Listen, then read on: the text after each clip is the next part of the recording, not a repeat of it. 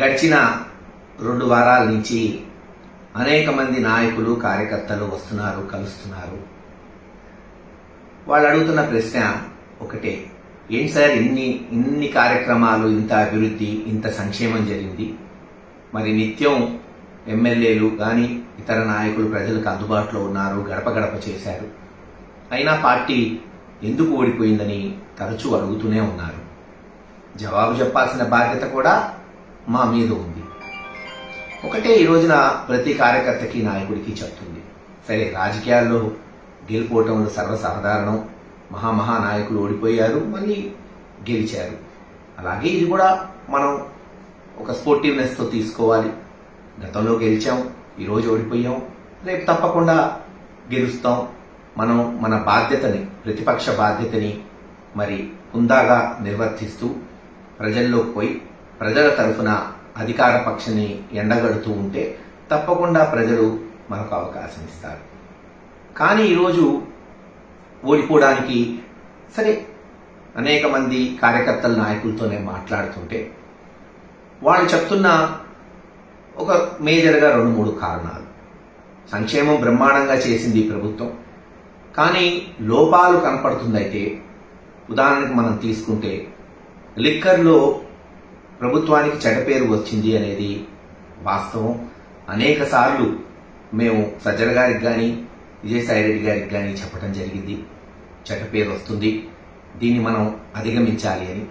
దురదృష్టకరం, చర్యలు లేకపోవటం, మరి దాని పర్యవసానం ఈ రోజున అనేక మంది కాదు, దాదాపు 20-25% మంది రోజు ఈ లిక్కరు తాగేవాళ్ళు ఉంటారు, ముఖ్యంగా సన్నకారులు. మరి వాళ్ళు ఏదైతే తెలుగుదేశం చేసిన దుష్ప్రచారం, నాసిరకం మందు, మరి ఇది పనికిరాని మందుని అత్యధిక ధరకి అమ్ముతున్నారని తెలుగుదేశం నాయకులు చేసిన ప్రచారాన్ని వాళ్ళు నమ్మారనే మనం ఈరోజు విశ్వసించాలి.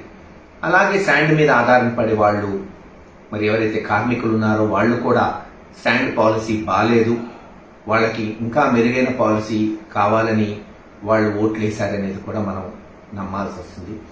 ఇలా కార్మిక సంఘాల్లో మరీ ముఖ్యంగా ఎస్సీ, ఎస్టీ, బీసీ మైనారిటీల్లో లిక్కర్ ఒకటి, శాండ్ ఒకటి మనల్ని దెబ్బకొట్టుంటాయి. సరే తెలుగుదేశం చివరిలో చేసిన దుష్ప్రచారం టైటిలింగ్ యాక్ట్ ఎంతో కొంత నష్టం చేసిందనే మనం మరి భావించాల్సి వస్తుంది.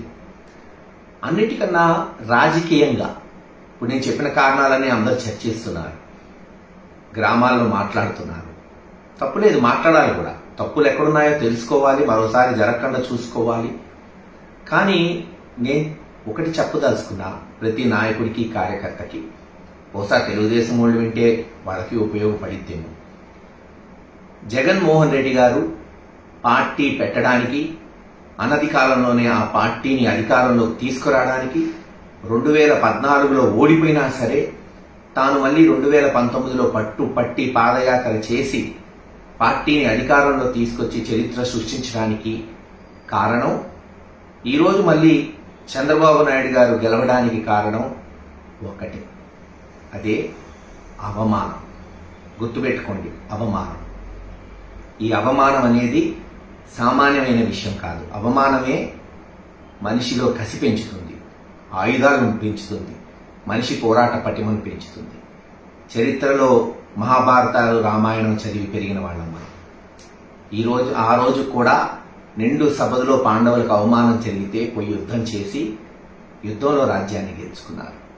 అలాగే శ్రీరాముడు కూడా అవమానిస్తే సీతమ్మను ఎత్తుకెళ్లి జైత్రయాత్ర చేసి మళ్ళీ సీతమ్మను తెచ్చుకున్నాడు శ్రీరామచంద్రుడు.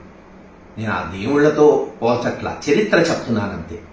జగన్మోహన్ రెడ్డి గారిని కాంగ్రెస్ పార్టీ తీవ్రమైన అవమానాలు చేసి రాజశేఖర రెడ్డి గారి కుటుంబాన్ని, చివరికి జగన్మోహన్ రెడ్డి గారిని జైల్లో పెడితే కార్యకర్తల్లో కసి పెరిగింది, నాయకుల్లో కసి పెరిగింది, పట్టుదల పెరిగింది. నిరూపించుకోవాలనుకున్నాడు, నిరూపించుకున్నాడు. మరి అలాగే గడిచిన 2-3 సంవత్సరాలు కొంతమంది, నేను అందన్నట్ల కొంతమంది వైఎస్ఆర్సీపీ నాయకులు వాళ్ళు మాట్లాడే విధానం, మరీ ముఖ్యంగా చెప్పాలంటే నిజంగా వైఎస్ఆర్సీపీలో ఉన్న నాయకులు ఎవరు కూడా మాట్లాడాల. తెలుగుదేశం నుంచి వైఎస్ఆర్సీపీ పార్టీలో వచ్చిన ఒకళ్ళిద్దరు నాయకులు తెలుగుదేశం నాయకుల్ని, ముఖ్యంగా చంద్రబాబు నాయుడు గారిని అవమానించే మాటలు మాట్లాడటం, బహుశా ఆయన్ని జైల్లో పెట్టడం కూడా ఒక అవమానంగా తెలుగుదేశం క్యాడర్ భావించుంటుంది. కసి పెరిగింది, పట్టుదలగా పనిచేశారు. ఈరోజు పర్యవసానం మనం చూస్తున్నాం. కనుక ఏదైతే అవమానం అనేది ఉందో అది ఎప్పుడు ఎవరికి జరిగినా అవతల వాడు కష్టపడి పనిచేస్తాడు, సత్ఫలితాలు తెచ్చుకుంటాడనేది గుర్తుపెట్టుకోండి. ఎందుకు తెలుగుదేశం నాయకులు చూస్తున్నారని అన్నానంటే, ఈరోజు గెలిచిన వెంటనే అనేక గ్రామాల్లో దాడులు జరుగుతున్నాయి. కొంతమంది వైఎస్ఆర్సీపీ నాయకుల్ని, కార్యకర్తల్ని అవమానిస్తున్నారు. ఈరోజు వైఎస్ఆర్సీపీ పార్టీని కూల్చేశారు. అది చట్టానికి వ్యతిరేకమా? చట్టపరంగా చేసుండొచ్చు, ఇంత హడావుడిగా చేయాల్సిన అవసరం లేదు. కానీ చేసిన విధానం, మళ్ళీ మీరు వైఎస్ఆర్సీపీ పార్టీ నాయకుల్ని, పార్టీని అవమానించేటట్టు ప్రవర్తిస్తున్నారు. ఆలోచించుకోండి, దీని యొక్క పర్యవసానాలు ఎలా ఉంటాయనేది.